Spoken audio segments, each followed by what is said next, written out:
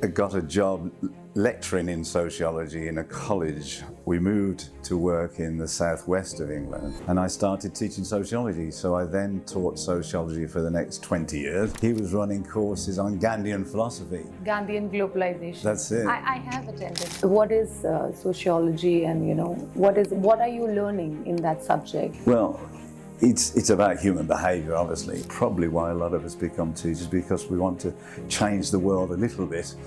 Not revolution necessarily, but gradually change the world. Yeah. Being a teacher, how do you see the difference of teachers of now? So do you think there's a lot of difference? I can only talk about England, obviously. Yeah, teaching has improved. They have to be reflective practitioners, the art of the reflective practitioner.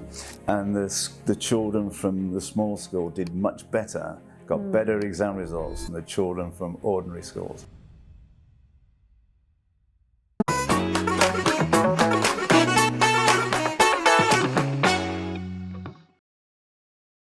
Hello, I want to welcome you for my podcast, which is very, very special because I have my dear friends and he's also my parents' very good friend. His name is Ken Martin and he's from England and he's a very big educationist and a very well-wisher for me. And I welcome you today for my podcast. And I would like to ask you about yourself. What did you study? How was your childhood? And something so that people can know who you are. Okay. Oh, well, thank you, Asha. That was a lovely introduction. My childhood, well, I better skip the childhood, but I was born in a town, Birmingham, in the middle of England. But I went to university after school, obviously, and I studied sociology and politics. And that led me into a teacher's certificate. So I got my qualification, and my first job was in London in an ordinary secondary school. Okay. But it was very traditional, quite conservative, really. And we're going back to 1971 because I'm very old, and it was too traditional for me. And do you know, in those days you could still hit children. Okay. I couldn't believe it. The head teacher would walk around the school with a cane, a cane up his sleeve. And I lasted 3 years, and it just wasn't the sort of education I admired at all. So I got a job lecturing in sociology in a college. We moved to Somerset. We had, my wife Sue, we'd married by then, and we moved to work in the southwest of England. And I started teaching sociology. So I then taught sociology for the next 20 years in a college. And that was with older children. That was people over 16 and adults. When they come after school. After school, yeah. And then in about 1995, the University of Plymouth, which is in southwest of England, asked me if I would run some education courses for them. So I moved to be a lecturer at the University of Plymouth. And I ended up teaching teachers how to teach, really, training teachers, which is one of the reasons I ended up coming to Dehradun. To Nanidun, yeah. To Nanidun, because I met Satish Kumar, and Satish, who's a friend of Vandana Shiva, was running courses here at Bijay Vidyapeeth. I think the first one I came to was in 2000, and he was running courses on Gandhian philosophy. Gandhian globalization. That's it. I have attended that. You have, of course, yeah. I attended Satish ji's classes, and he's absolutely wonderful person to be around. His aura is something else, Well, I got to know him because he set up a small school in Devon in North England, in South England. It's quite famous. But he called it the small school, and I think there was about 35 to 40 children there. And I used to take teachers down to see what it looked like, what an alternative education system could look like. And it looked very much like Nanidun. And so I got to know Satish then, and then he started teaching this course at Nadanya. And I then brought a group of teachers for the next 7 years. So, and it's a wonderful course, yeah. And I think he's still doing it this year. Yeah, I think so. Yeah. So, did you always wanted to be a teacher? Yeah, I think so. Yeah, I think I probably did from about the age of 16 onwards. Did you enjoy teaching, or did you enjoy more interacting with students and new children, or youth probably? Yeah, it's interaction with the students. You know, that's the buzz of it all, and it's seeing how all students develop. You know, they might start here, but they could end up there. Yeah, and that's good. The worry, of course, is some students start there and don't go very far at all. And that is usually nothing to do with the children. That is usually something to do with the school or the college or the background, the family background and so on. And the sociology in me wanted me to take that on board and do something about it, yes. So could you also elaborate a little bit what is sociology, and, you know, what are you learning in that subject? And well, it's about human behaviour, obviously, but it's very much looking at social systems rather than psychology. You look at the individual. Yeah. Sociology, you tend to look at social systems and social communication. And I liked that because it meant I could get into looking at why there was a lot of inequality, a lot of discrimination, a lot of status differences in society. We have it in England, you have it in India, all over the world, these differentiations.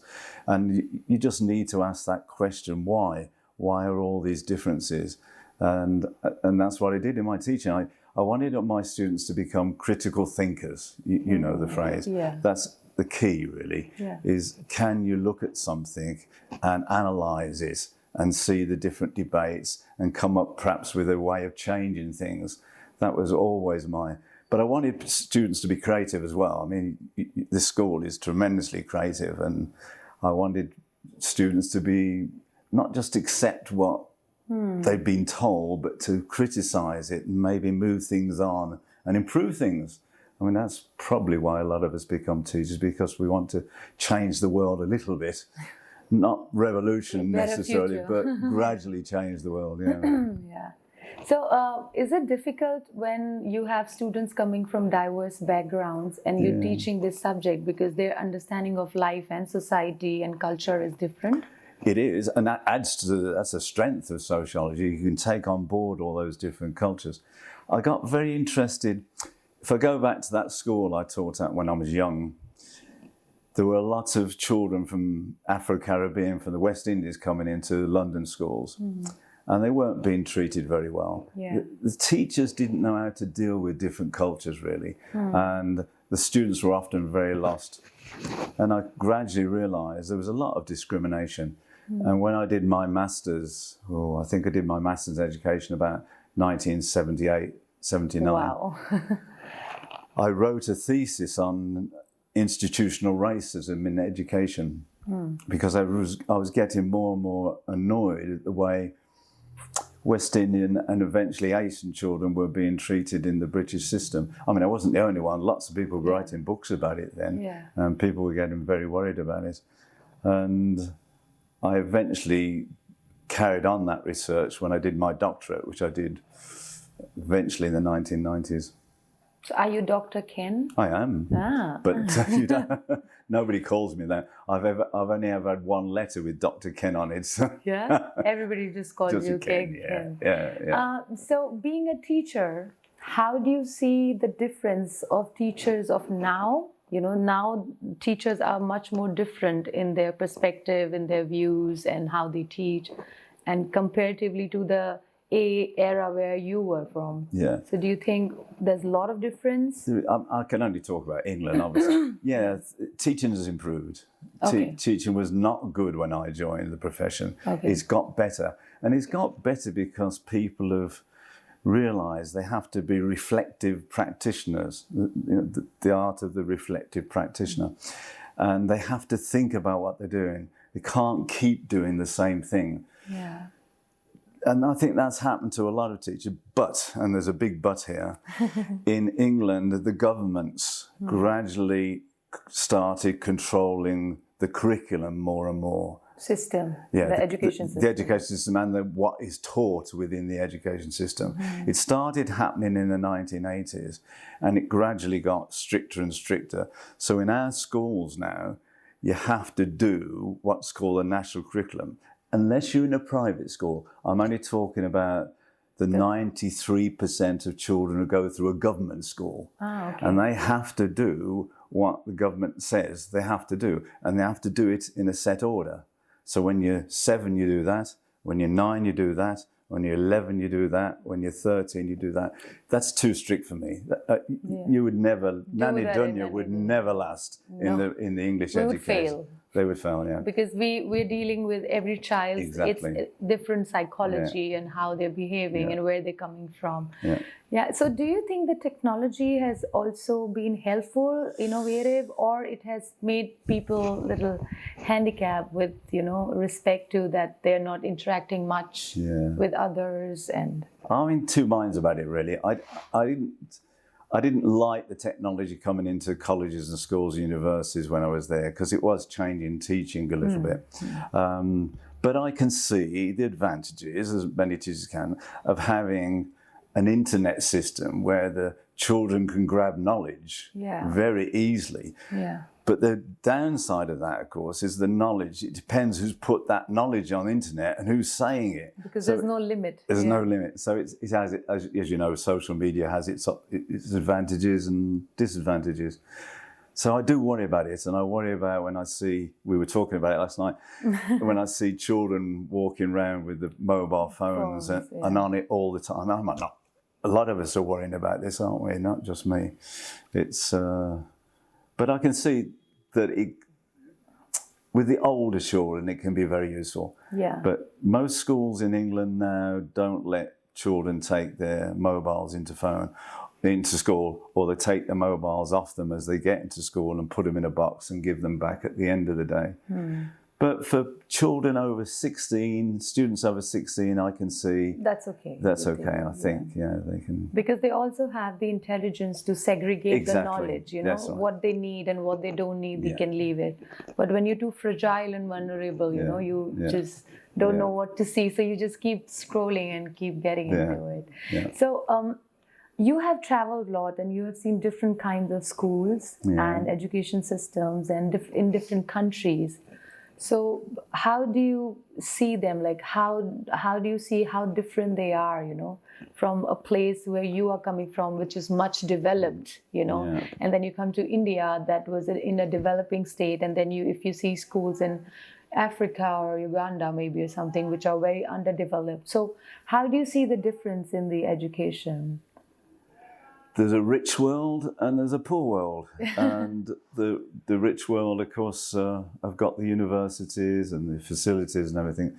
The poor world is still struggling to catch up. I mean, there's lots of countries like India who are doing better and better and better, and you have tremendous university education system. But there's still a lot of struggling countries, as you know, in Africa and some parts of Asia. I just don't want them to copy the Western model. I think the Western model of education is old, it's old-fashioned. There's some bits that are good. There are, despite all these regulations, there are some teachers who will subvert the system. My favourite book is Teaching as a Subversive Activity. It was actually written by an American back in the 70s. Lovely little book. And that's what I want teachers to do. I want them to subvert, like you do here, really, subvert. More alternative alternative options, more alternative ideas. I was studying somewhere. There's a school in Philippines. So what they do, they just teach one subject in a day, so that children don't have to carry bags. So they're just, the first motive was to make them, bag free. So they come freely to the school just with one book, or the book is in the school. And I think now, not even only in India, but there are a lot of alternative schools coming with different philosophy, where they're doing a lot of work with hands. What you were saying last night, hands, heart and head, they're all coming together. And there's some great examples. Have you come across Paulo Freire? There's a very famous Brazilian educator called Paulo Freire, and he wrote this little book called Pedagogy of the Oppressed. Okay. And eventually became the Minister of Education in Brazil in the 1980s. And he was saying very much like you've got to start from where the children are. Yeah, if you start from where the politicians are, you just oppress the people. You have to start from where the children are and develop it from there. And it doesn't matter whether you take them down the road of maths or English or science, it'll come, they get them moving first. And yeah, so I was very, and there's another South American writer called Ivan Illich. Okay. He was from Mexico. And he wrote a very famous book called De-Schooling Society. Get away from the schools and institutions, he was saying, and get into learning as groups, group learning. And I like that. Sometimes in Nani Dunya, we get children with different age and who have never been to school. Yeah. But we don't put them, for example, if you're 10 years old and you don't know the basics of nursery class, you don't know countings or alphabets and stuff. But you cannot make them sit with a child who's 4 years old. It will lower their confidence. But they're sitting in a class where everybody is at 10 and 11, but they're studying. The teacher is individually, teaching them what they're supposed to be taught. And I think schools like this has to come in more numbers because there are a lot of children from migrant workers, they just migrate, and children who have not gone to school, they haven't got the opportunity. And but do you require these kind of schools in England because it's developed fully, or do you think it's only for the countries who are still in the process? No, I'd like that sort of learning to go on in England, obviously. But it's hard. There are some alternative schools, obviously the small school that Satish started, and there's some other famous ones. But they're fighting against the grain. It's not what the government wants. The government wants children sitting in classrooms, doing their exams. I think we're the most tested country in Europe. So our children have exams at the age of 8, 11, 13, 16, 18. And in between they have smaller tests, and they have to publish their results. So the schools publish their results. And so they then, that's a good school, it gets big exam results. That's a poor school because it only gets poor.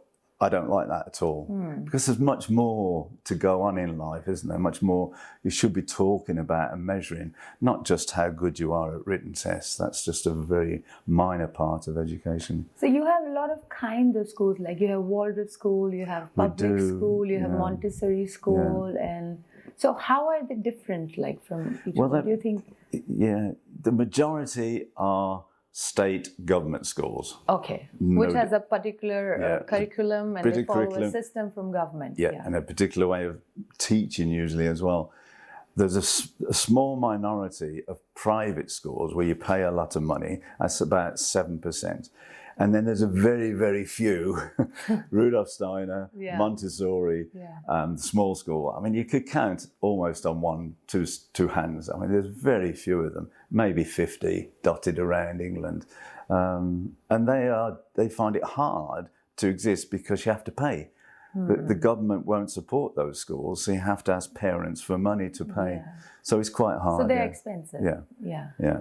So are the children who study for example, from Waldorf school and from private school, are they valued same? They can go to all universities, or there's a discrimination when they go to universities? No, there isn't. I hope there's no discrimination. I've never heard of there being one. But the Waldorf schools, we call them the Rudolf Steiner schools, Waldorf schools, they're fine. Because in the end, they will do the state examination. Okay. They'll do the state examination when That's in class 11? No. Yeah, when the children are 16. Yeah. And usually they do very well. Okay. Like the children at Satish's school, they did very well because they'd had a freedom to learn. Yeah. And that's good, I think. And some of this, they used to, when they finished at Satish's school, they finished at 16 and they went to some local secondary high schools. And the children from the small school did much better, got better exam results than the children from ordinary schools, because they were that much freer in their thinking and more aware of the world, really. So do you prefer more of a Rudolf Steiner education? Do you think that's more beneficial for children? I think it's good, yeah, I do. But so is Montessori. I don't know if you've come across Montessori. There's a freedom of education there. You go with the child, you don't tell them everything. Okay. Yeah. And how important do you think it's a teacher's training program, is it? You know, like, do you think teachers should get trained properly before they enter the school? Or do you think with the time they learn, how important do you think this program should be?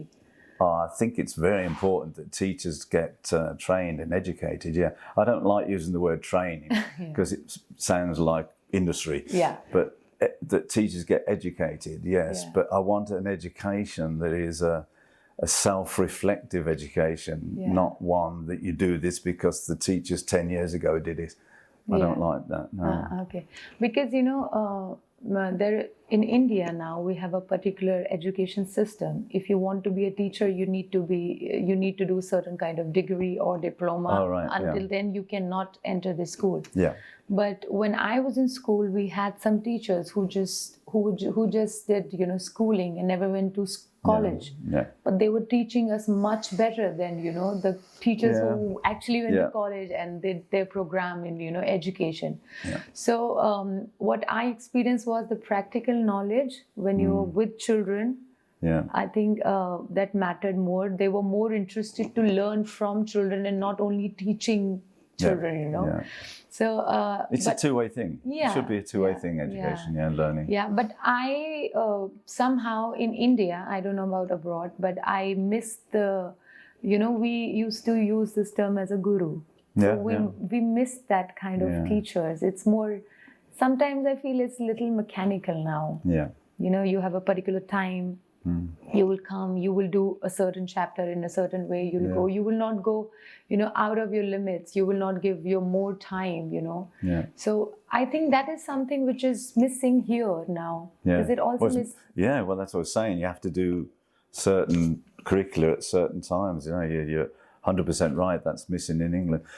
I hope some teachers get it. I mean, it's a long time since I've taught now, but I hope some teachers are there sidestepping that and doing their own creativity within that curriculum, and I know some are doing that. Yeah, because I think teaching is a very pure thing which comes from heart to heart. Yeah. It's not just about, you know, teaching a particular subject or you know, about teaching something about a particular topic.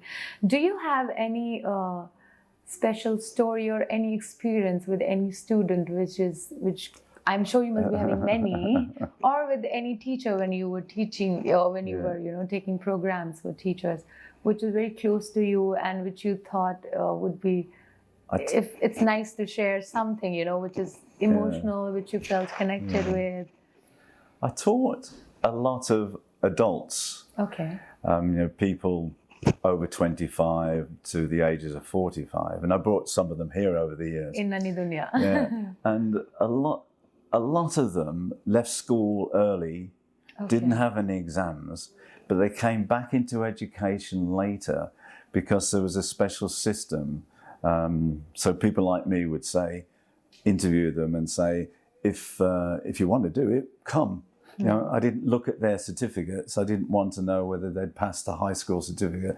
I wanted to know whether they were interested in education. You know, there's a famous experiment done at, I think, Massachusetts Institute of Technology, MIT in America, where they took 25 students on to train as a doctor. Okay. And none of them had got any qualifications. They dropped out of school, they hadn't done very well at school, and they trained them didn't tell anybody that this was an experiment. They didn't tell other members of the staff even, and they just But the students knew? The students knew they hadn't got any qualifications. Okay. And the only thing they wanted to do was become a doctor. 7 years later, over 20 of the 24 were doctors. Wow. And they hadn't got the usual, in England it would be A levels in science, physics, chemistry. They hadn't got any of that. But they just had this fervour about being a doctor. I also think when you get the right kind of guidance and support, you know, you become, it's easier for you to become something, you know. It is. For example, if I'm dropout, and if I have a teacher like you probably, and you know, you are talking to me and you training me, maybe I become a very good teacher.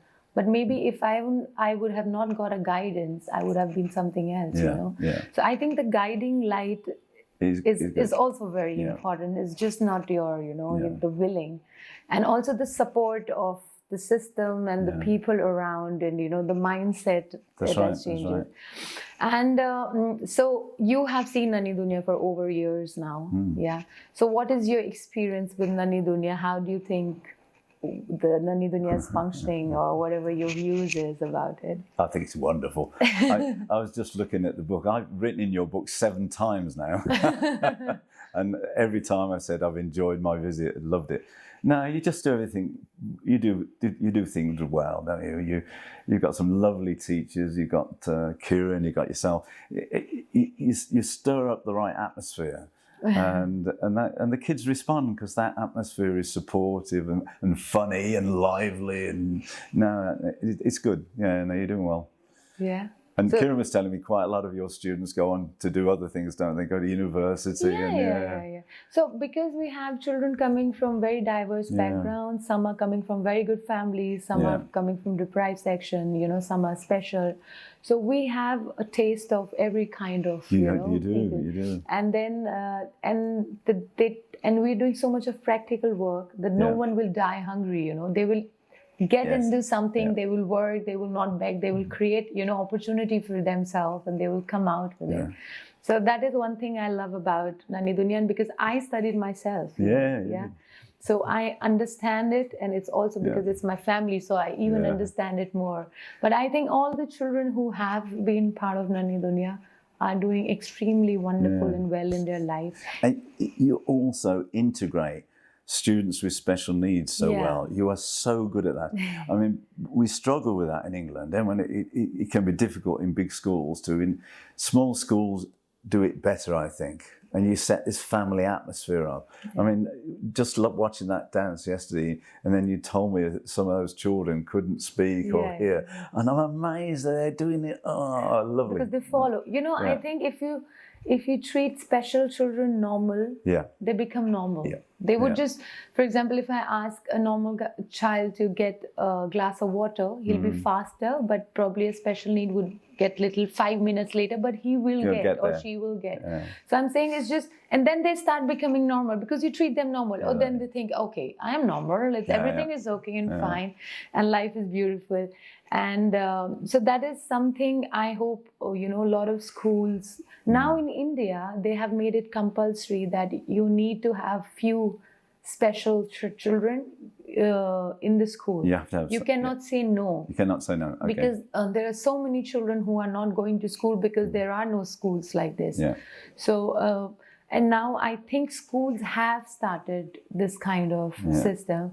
And I hope more schools starts, because then, you know, you'll get into the roots and it'll be okay. Everything, And that's it. I'm very thankful that you came and you gave me some of your time. That was fine. Lovely. And it was a lovely conversation. And I'm very, very, very pleased to have you. And I hope in future maybe I can talk to you more about education and we can discuss more things. Yeah, that's excellent. It was lovely to be here, Ashua. Excellent. Okay, thank you.